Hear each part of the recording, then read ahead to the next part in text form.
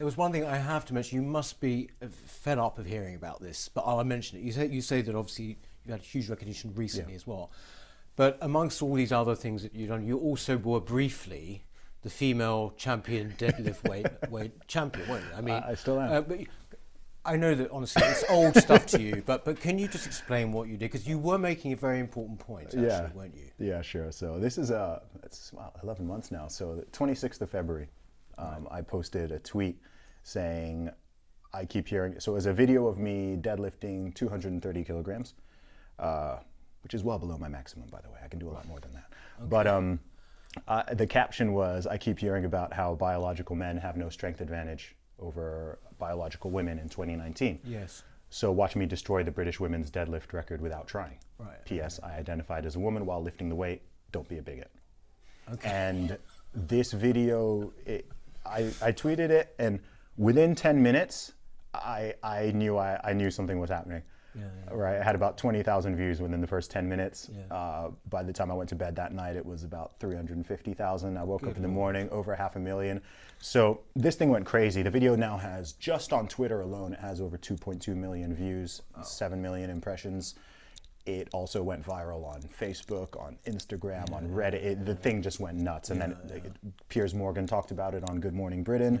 Joe Rogan picked up on it and talked about it on his podcast. It just went everywhere. And yeah, the whole thing was very, very strange. Yeah. But it was the catalyst that led a lot of people to discover who I am.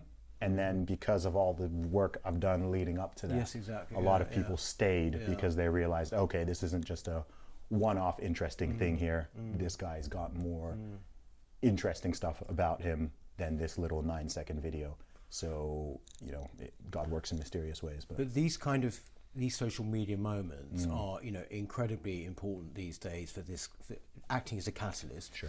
And we've just had one recently with Laurence Fox. That wasn't exactly a social media thing. It was on Question Time. What do you make of this whole of the situation? We had Laurence on the show in December, and it was great. Yeah. But I mean, it's been this huge furore for something he said, which frankly appears quite mundane. I mean, you know, do you not think? Or yeah, I think my deadlift was quite mundane. I mean, if I go to Nigeria and I show my family in Nigeria that tweet, it doesn't even make sense. Right? No. You need a certain context in society to even understand it. If I showed you that tweet in 2008, you probably would have been like, what do you mean? Right? No, you wouldn't have had the context for it to make sense. Yeah. Even this idea of someone being able to self-identify their own gender, just that simply, that I can just say I'm a woman and I now am, that concept is very new. People are acting like they've believed this all the time, but it's a very new concept. So yeah, we live in strange times in a lot of ways in the modern Western world. And as someone who's extensively traveled and lived in different places, having grown up in Saudi Arabia and, you know, got family background originally from Nigeria, spent a good amount of time in the US, here in the UK, and been to lots of other countries, it's some of the things that we're currently dealing with are quite unique to the time and place. And the place, definitely. Yes, you know, don't absolutely. you think? I mean, this is the point. People think, oh, the world is going. You hear people say, oh, the world's going mad. Actually, no, it's not the world. No. It's a certain part of the world. It is, yeah. And there are multiple reasons for that, right? Lots of reasons for it. A lot of them do stem from the fact that we do live in very peaceful and comfortable and abundant times. And it's weird because it seems like as societies actually become successful and progress to a certain level, that actually creates a whole host of new problems, right? So in any place in the world where people are still dealing with really fundamental core survival issues, they're not having these conversations and arguing about, I don't know, what bathroom certain people should use, or if biological men should compete in women's sports, or if white privilege exists, or what Harry and Meghan are up to. All this stuff is a sign that actually there's not that much perhaps that we have to be concerned about and worried about, which is good in itself, but it does mean that all of that anxiety that people have and certain things that people, that natural desire to fight for something or believe in something, all of that, especially when we're living in times as well where the roots of religion are also simultaneously being pulled out to some degree within society. Not totally, but within, there's a lot of people tugging quite hard to make that happen. And what seems to be happening is that that is getting substituted with a lot of different ideas and ideologies and ways to divide people and ways to set groups against each other and all of that stuff.